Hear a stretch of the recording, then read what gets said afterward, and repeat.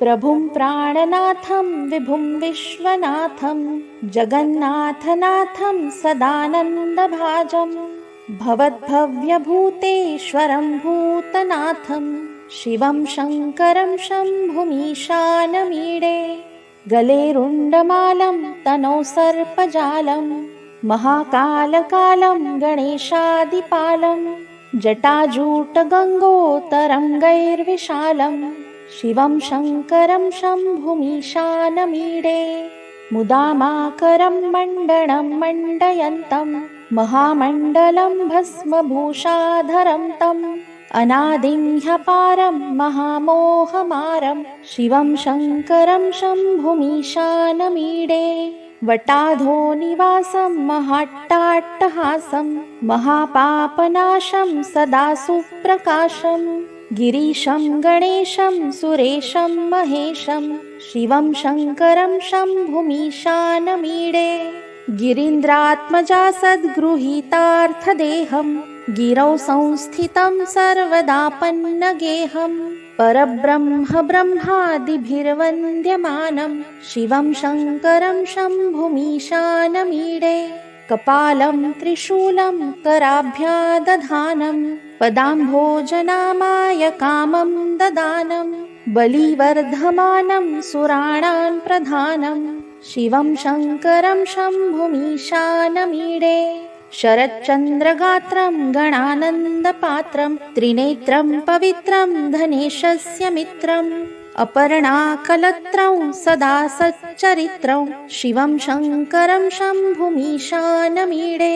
हरं सर्पहारं चिताभूविहारं भवं वेदसारं सदा निर्विकारं श्मशाने वसन्तं मनोजं दहन्तं शिवं शङ्करं शम्भुमीशानमीडे स्तवं यः प्रभाते नरशूलपाणे पठेत् स्तोत्ररत्नं त्विहत्प्राप्य रत्नं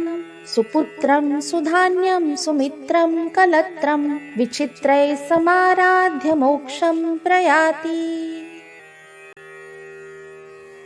प्रभुं प्राणनाथं विभुं विश्वनाथं जगन्नाथनाथं सदानन्दभाजं भवद्भव्यभूतेश्वरं भूतनाथं शिवं शङ्करं शम्भुमीशानमीडे गले रुण्डमालं तनौ सर्पजालं महाकालकालं गणेशादिपालं जटाजूटगङ्गोत्तरङ्गैर्विशालं शिवं शङ्करं शम्भुमीशानमीडे मुदामाकरं मण्डनं मण्डयन्तं महामण्डलं भस्मभूषाधरं तम् अनादिं ह्यपारं महामोहमारं शिवं शङ्करं शम्भुमीशानमीडे वटाधो निवासं महाट्टाट्टहासं महापापनाशं सदा सुप्रकाशं गिरीशं गणेशं सुरेशं महेशं शिवं शङ्करं शम्भुमीशानमीडे गिरीन्द्रात्मजा सद्गृहीतार्थदेहं गिरौ संस्थितं सर्वदापन्नगेहं परब्रह्म ब्रह्मादिभिर्वन्द्यमानं शिवं शङ्करं शम्भुमीशानमीडे कपालं त्रिशूलं कराभ्यादधानं पदाम्भोजनामाय कामं ददानं बलिवर्धमानं सुराणां प्रधानं शिवं शङ्करं शम्भुमीशानमीडे शरच्चन्द्रगात्रं गणानन्दपात्रं त्रिनेत्रं पवित्रं धनेशस्य मित्रम् अपर्णाकलत्रं सदा सच्चरित्रं शिवं शङ्करं शम्भुमीशानमीडे हरं सर्पहारं चिताभूविहारं भवं वेदसारं सदा निर्विकारं श्मशाने वसन्तं मनोजं दहन्तं शिवं शङ्करं शम्भुमीशानमीडे स्तवं यः प्रभाते नरशूलपाणे पठेत् स्तोत्ररत्नं त्विहत्प्राप्य रत्नं सुपुत्रं सुधान्यं सुमित्रं कलत्रं विचित्रैः समाराध्य मोक्षं प्रयाति प्रभुं प्राणनाथं विभुं विश्वनाथं जगन्नाथनाथं सदानन्दभाजं भवद्भव्यभूतेश्वरं भूतनाथं शिवं शङ्करं शम्भुमीशानमीडे गले रुण्डमालं तनौ सर्पजालं महाकालकालं गणेशादिपालं जटाजूटगङ्गोत्तरङ्गैर्विशालं शिवं शङ्करं शम्भुमीशानमीडे मुदामाकरं मण्डनं मण्डयन्तं महामण्डलं भस्मभूषाधरं तम् अनादिं ह्यपारं महामोहमारं शिवं शङ्करं शम्भुमीशानमीडे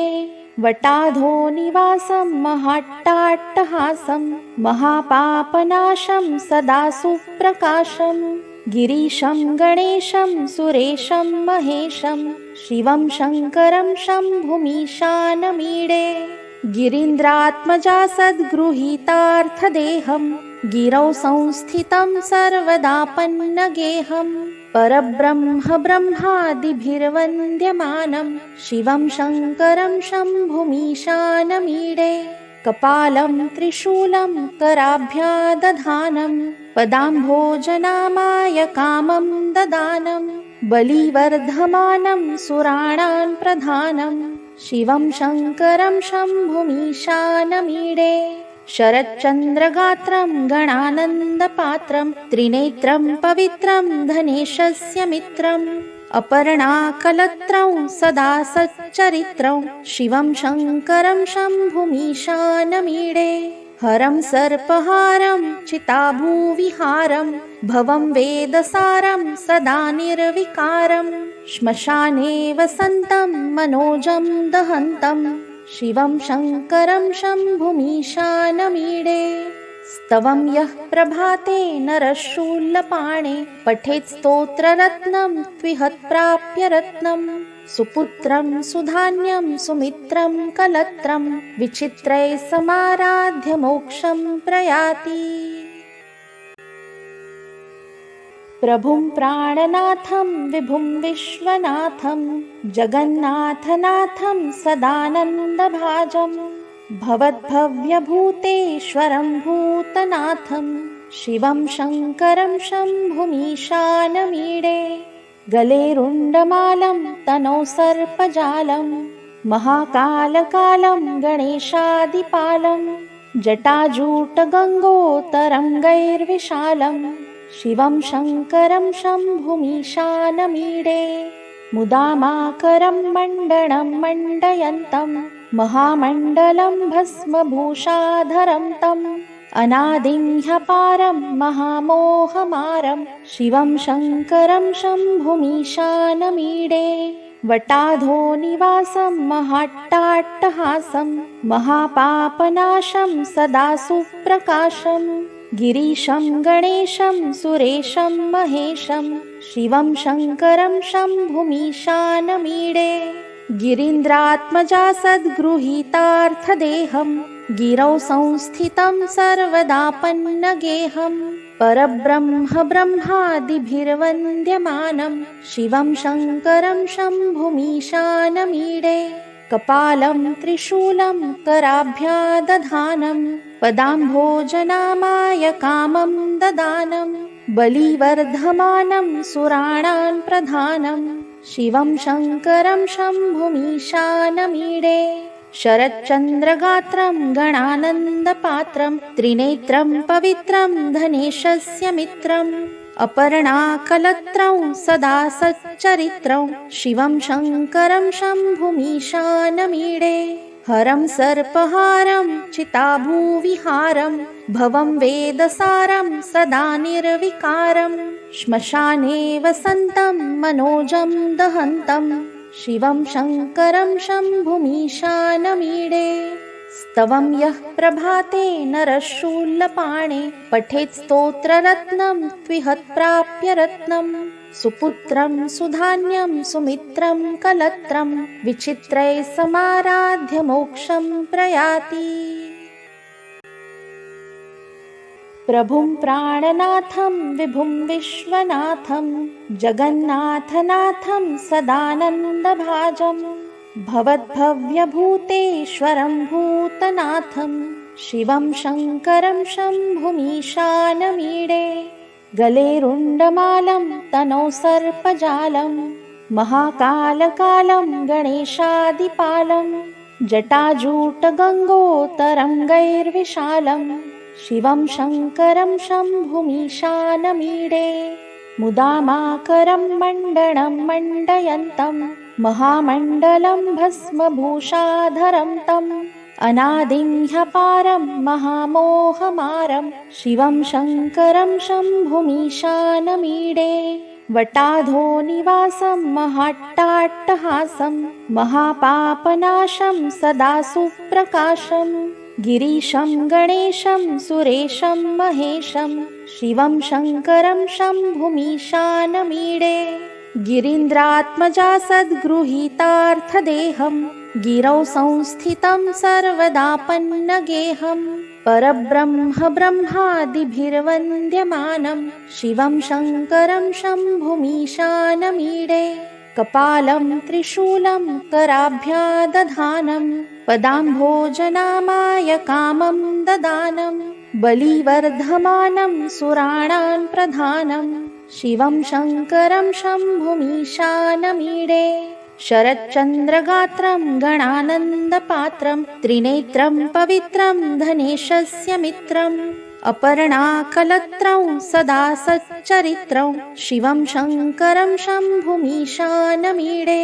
हरं सर्पहारं चिताभूविहारं भवं वेदसारं सदा निर्विकारं श्मशाने वसन्तं मनोजं दहन्तं शिवं शङ्करं शम्भुमीशानमीडे स्तवं यः प्रभाते नरशूलपाणे पठेत् स्तोत्ररत्नं त्विहत्प्राप्य रत्नं सुपुत्रं सुधान्यं सुमित्रं कलत्रं विचित्रैः समाराध्य मोक्षं प्रयाति प्रभुं प्राणनाथं विभुं विश्वनाथं जगन्नाथनाथं सदानन्दभाजं भवद्भव्यभूतेश्वरं भूतनाथं शिवं शङ्करं शम्भुमीशानमीडे गले रुण्डमालं तनौ सर्पजालं महाकालकालं गणेशादिपालं जटाजूटगङ्गोत्तरङ्गैर्विशालं शिवं शङ्करं शम्भुमीशानमीडे मुदामाकरं मण्डनं मण्डयन्तं महामण्डलं भस्मभूषाधरं तम् अनादिं ह्यपारं महामोहमारं शिवं शङ्करं शम्भुमीशानमीडे वटाधो निवासं महाट्टाट्टहासं महापापनाशं सदा सुप्रकाशं गिरीशं गणेशं सुरेशं महेशं शिवं शङ्करं शम्भुमीशानमीडे गिरीन्द्रात्मजा सद्गृहीतार्थदेहं गिरौ संस्थितं सर्वदापन्नगेहं परब्रह्म ब्रह्मादिभिर्वन्द्यमानं शिवं शङ्करं शम्भुमीशानमीडे कपालं त्रिशूलं कराभ्यादधानं पदाम्भोजनामाय कामं ददानं बलिवर्धमानं सुराणां प्रधानं शिवं शङ्करं शम्भुमीशानमीडे शरच्चन्द्रगात्रं गणानन्दपात्रं त्रिनेत्रं पवित्रं धनेशस्य मित्रम् अपर्णाकलत्रं सदा सच्चरित्रं शिवं शङ्करं शम्भुमीशानमीडे हरं सर्पहारं चिताभूविहारं भवं वेदसारं सदा निर्विकारं श्मशाने वसन्तं मनोजं दहन्तं शिवं शङ्करं शम्भुमीशानमीडे स्तवं यः प्रभाते नरशूलपाणे पठेत् स्तोत्ररत्नं त्विहत्प्राप्य रत्नं सुपुत्रं सुधान्यं सुमित्रं कलत्रं विचित्रैः समाराध्य मोक्षं प्रयाति प्रभुं प्राणनाथं विभुं विश्वनाथं जगन्नाथनाथं सदानन्दभाजं भवद्भव्यभूतेश्वरं भूतनाथं शिवं शङ्करं शम्भुमीशानमीडे गले रुण्डमालं तनौ सर्पजालं महाकालकालं गणेशादिपालं जटाजूटगङ्गोत्तरङ्गैर्विशालं शिवं शङ्करं शम्भुमीशानमीडे मुदामाकरं मण्डनं मण्डयन्तं महामण्डलं भस्मभूषाधरं तम् अनादिं ह्यपारं महामोहमारं शिवं शङ्करं शम्भुमीशानमीडे वटाधो निवासं महाट्टाट्टहासं महापापनाशं सदा सुप्रकाशं गिरीशं गणेशं सुरेशं महेशं शिवं शङ्करं शम्भुमीशानमीडे गिरीन्द्रात्मजा सद्गृहीतार्थदेहं गिरौ संस्थितं सर्वदापन्नगेहं परब्रह्म ब्रह्मादिभिर्वन्द्यमानं शिवं शङ्करं शम्भुमीशानमीडे कपालं त्रिशूलं कराभ्यादधानं पदाम्भोजनामाय कामं ददानं बलिवर्धमानं सुराणां प्रधानं शिवं शङ्करं शम्भुमीशानमीडे शरच्चन्द्रगात्रं गणानन्दपात्रं त्रिनेत्रं पवित्रं धनेशस्य मित्रम् अपर्णाकलत्रं सदा सच्चरित्रं शिवं शङ्करं शम्भुमीशानमीडे हरं सर्पहारं चिताभूविहारं भवं वेदसारं सदा निर्विकारं श्मशाने वसन्तं मनोजं दहन्तं शिवं शङ्करं शम्भुमीशानमीडे स्तवं यः प्रभाते नरशूलपाणे पठेत् स्तोत्ररत्नं त्विहत्प्राप्य रत्नं सुपुत्रं सुधान्यं सुमित्रं कलत्रं विचित्रैः समाराध्य मोक्षं प्रयाति प्रभुं प्राणनाथं विभुं विश्वनाथं जगन्नाथनाथं सदानन्दभाजं भवद्भव्यभूतेश्वरं भूतनाथं शिवं शङ्करं शम्भुमीशानमीडे गले रुण्डमालं तनौ सर्पजालं महाकालकालं गणेशादिपालं जटाजूटगङ्गोत्तरङ्गैर्विशालं शिवं शङ्करं शम्भुमीशानमीडे मुदामाकरं मण्डनं मण्डयन्तं महामण्डलं भस्मभूषाधरं तम् अनादिं ह्यपारं महामोहमारं शिवं शङ्करं शम्भुमीशानमीडे वटाधो निवासं महाट्टाट्टहासं महापापनाशं सदा सुप्रकाशं गिरीशं गणेशं सुरेशं महेशं शिवं शङ्करं शम्भुमीशानमीडे गिरीन्द्रात्मजा सद्गृहीतार्थदेहं गिरौ संस्थितं सर्वदापन्नगेहं परब्रह्म ब्रह्मादिभिर्वन्द्यमानं शिवं शङ्करं शम्भुमीशानमीडे कपालं त्रिशूलं कराभ्यादधानं पदाम्भोजनामाय कामं ददानं बलिवर्धमानं सुराणां प्रधानं शिवं शङ्करं शम्भुमीशानमीडे शरच्चन्द्रगात्रं गणानन्दपात्रं त्रिनेत्रं पवित्रं धनेशस्य मित्रम् अपर्णाकलत्रं सदा सच्चरित्रं शिवं शङ्करं शम्भुमीशानमीडे हरं सर्पहारं चिताभूविहारं भवं वेदसारं सदा निर्विकारं श्मशाने वसन्तं मनोजं दहन्तं शिवं शङ्करं शम्भुमीशानमीडे स्तवं यः प्रभाते नरशूलपाणे पठेत् स्तोत्ररत्नं त्विहत्प्राप्य रत्नं सुपुत्रं सुधान्यं सुमित्रं कलत्रं विचित्रैः समाराध्य मोक्षं प्रयाति प्रभुं प्राणनाथं विभुं विश्वनाथं जगन्नाथनाथं सदानन्दभाजं भवद्भव्यभूतेश्वरं भूतनाथं शिवं शङ्करं शम्भुमीशानमीडे गले रुण्डमालं तनौ सर्पजालं महाकालकालं गणेशादिपालं जटाजूटगङ्गोत्तरङ्गैर्विशालं शिवं शङ्करं शम्भुमीशानमीडे मुदामाकरं मण्डनं मण्डयन्तं महामण्डलं भस्मभूषाधरं तम् अनादिं ह्यपारं महामोहमारं शिवं शङ्करं शम्भुमीशानमीडे वटाधो निवासं महाट्टाट्टहासं महापापनाशं सदा सुप्रकाशं गिरीशं गणेशं सुरेशं महेशं शिवं शङ्करं शम्भुमीशानमीडे गिरीन्द्रात्मजा सद्गृहीतार्थदेहं गिरौ संस्थितं सर्वदापन्नगेहं परब्रह्म ब्रह्मादिभिर्वन्द्यमानं शिवं शङ्करं शम्भुमीशानमीडे कपालं त्रिशूलं कराभ्यादधानं पदाम्भोजनामाय कामं ददानं बलिवर्धमानं सुराणां प्रधानं शिवं शङ्करं शम्भुमीशानमीडे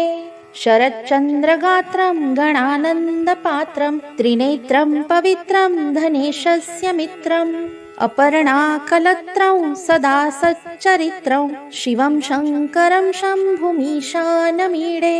हरं सर्पहारं चिताभूविहारं भवं वेदसारं सदा निर्विकारं श्मशाने वसन्तं मनोजं दहन्तं शिवं शङ्करं शम्भुमीशानमीडे स्तवं यः प्रभाते नरशूलपाणे पठेत् स्तोत्ररत्नं त्विहत्प्राप्य रत्नं सुपुत्रं सुधान्यं सुमित्रं कलत्रं विचित्रैः समाराध्य मोक्षं प्रयाति प्रभुं प्राणनाथं विभुं विश्वनाथं जगन्नाथनाथं सदानन्दभाजं भवद्भव्यभूतेश्वरं भूतनाथं शिवं शङ्करं शम्भुमीशानमीडे गले रुण्डमालं तनौ सर्पजालं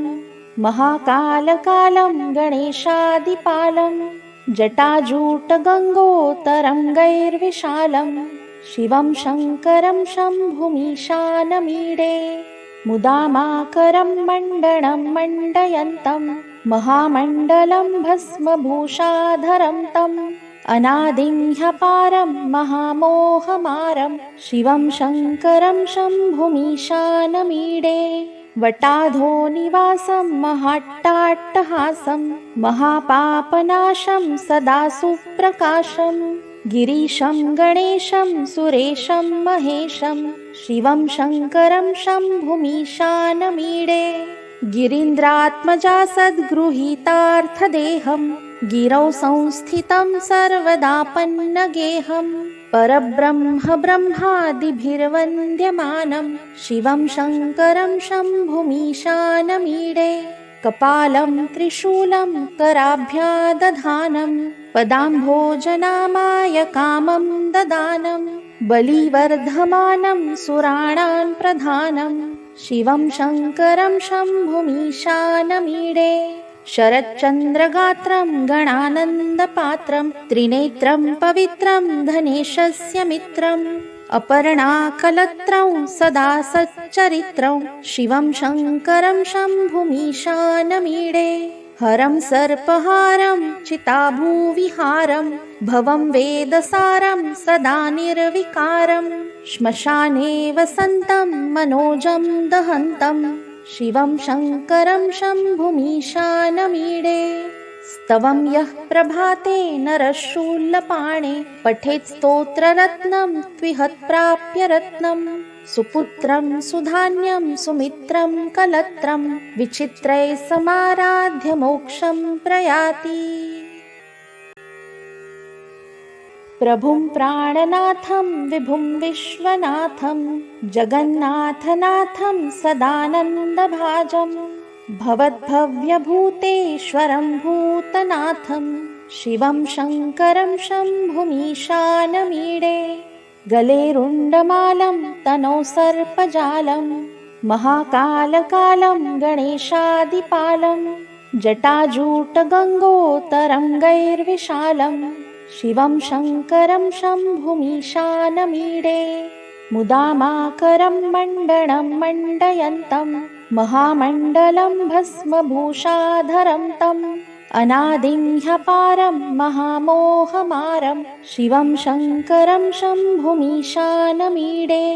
वटाधोनिवासं महाट्टाट्टहासं महापापनाशं सदा सुप्रकाशं गिरीशं गणेशं सुरेशं महेशं शिवं शङ्करं शम्भुमीशानमीडे गिरीन्द्रात्मजा सद्गृहीतार्थदेहं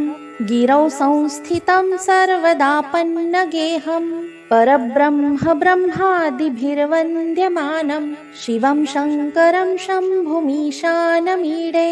कपालं त्रिशूलं कराभ्यादधानं पदाम्भोजनामाय कामं ददानं बलिवर्धमानं सुराणां प्रधानं शिवं शङ्करं शम्भुमीशानमीडे शरच्चन्द्रगात्रं गणानन्दपात्रं त्रिनेत्रं पवित्रं धनेशस्य मित्रम् अपर्णाकलत्रं सदा सच्चरित्रं शिवं शङ्करं शम्भुमीशानमीडे हरं सर्पहारं चिताभूविहारं भवं वेदसारं सदा निर्विकारं श्मशाने वसन्तं मनोजं दहन्तं शिवं शङ्करं शम्भुमीशानमीडे स्तवं यः प्रभाते नरशूलपाणे पठेत् स्तोत्ररत्नं त्विहत्प्राप्य रत्नं सुपुत्रं सुधान्यं सुमित्रं कलत्रं विचित्रैः समाराध्य मोक्षं प्रयाति।